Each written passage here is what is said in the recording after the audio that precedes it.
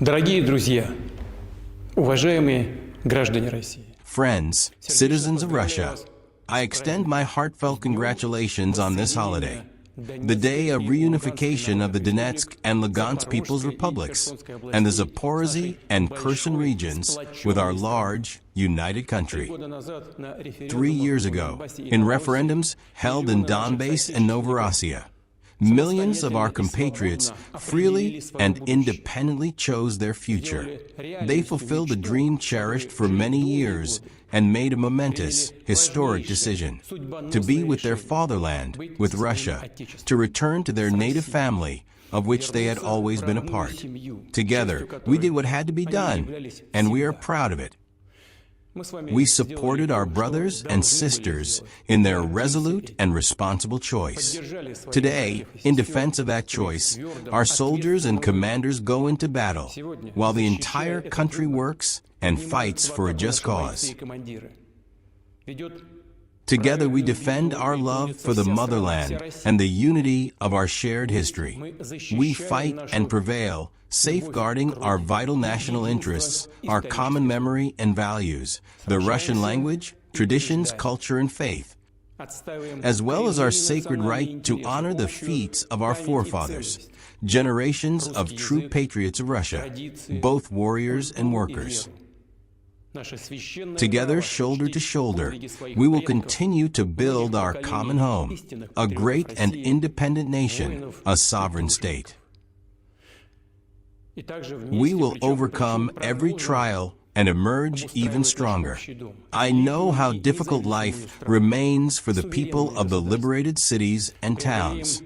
There are many urgent, pressing problems, including fundamental issues that affect everyone's daily life, such as reliable water supply and access to quality medical care. It is not only a matter of restoring what was destroyed in the fighting, but also of repairing infrastructure that had been neglected for decades. That is why a large-scale program of socio-economic development has been launched. In essence, the revival of our ancestral, historic Russian lands. The whole country, all Russian regions, are taking part.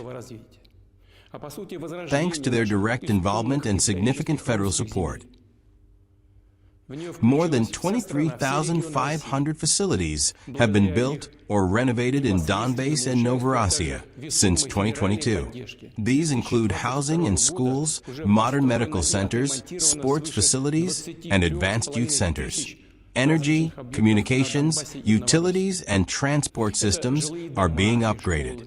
Already 460 kilometers of utility networks and 6,350 kilometers of roads have been laid or modernized. Yes, much remains to be done, but every task we have set will, without doubt, be accomplished. We will create the conditions needed to unlock the enormous potential of Donbass and Novorossiya. Industrial, agricultural, scientific, and cultural.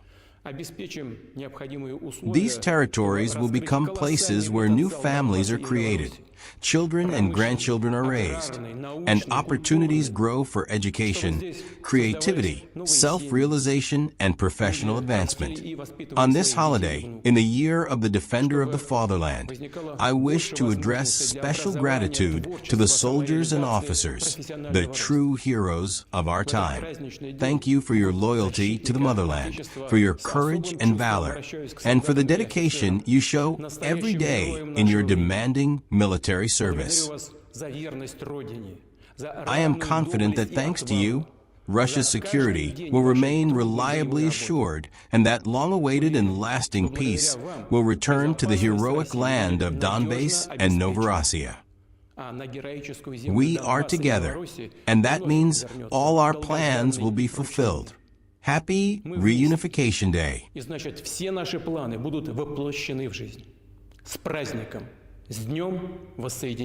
A year ago, we were a dead country. We were dead. This country was going to hell.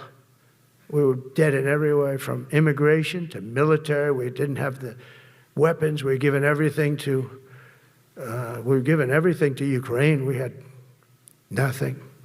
And by the way, I have to tell you, Now, as you know, I went over and I met with NATO, and NATO raised from 2 to 5, which everyone said 5% of GDP. Millions and now trillions of dollars are pouring in. They didn't pay the 2% because they know we were there to pay it. And now they paid the 5%. That's trillions of dollars. And we're not spending any money on that war, not 10 cents. We sell our equipment to NATO. NATO pays us for the equipment, and they give it to Ukraine or whoever they give it to. They can keep it, but we're not involved. We have no money going out. Biden gave $350 billion. Not sustainable, $350 billion. And we have a war that should have never started. But we're not doing that anymore. So I just want you to know we're selling equipment. Our people are buying equipment. They are buying the equipment at full price, a fair price. So I don't want to say we're making money because I don't want to be making money on a war. It's too many people dying. They're losing 7,000 soldiers a week. A lot of them are Russian soldiers, but between the two countries, mostly soldiers, by the way. Sometimes, in Kiev, they'll lob a missile in or some drones in, kill some people. But mostly it's soldiers. Russia and Ukraine are losing 7,000 souls. And, they're not American. They're not us. They're not you. We have a special obligation. But they're soldiers. They're young people. They leave their parents. They wave goodbye. And then 2 days later, they're blown up so unnecessarily. And so that's the primary reason I want to get it done. We got to get it done. It's crazy what's going on. That's the worst war that there's been since World War II. The number of soldiers that are being killed there is just crazy. From 5,000 to 7,000 soldiers die a week. Think of that.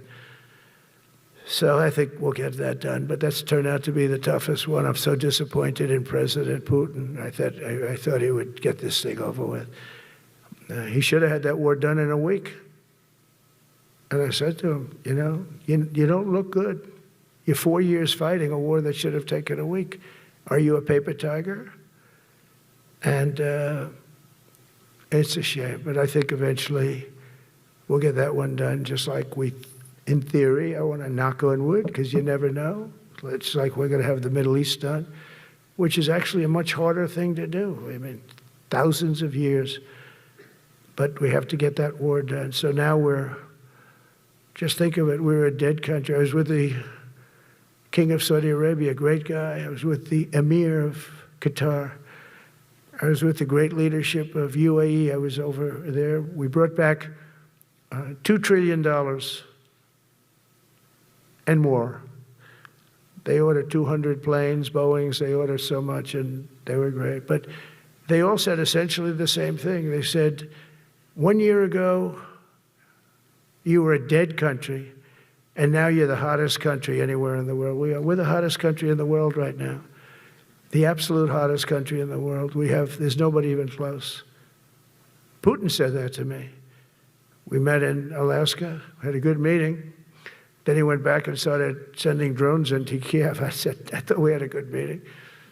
But it's one of those things. But we were a dead country a year ago.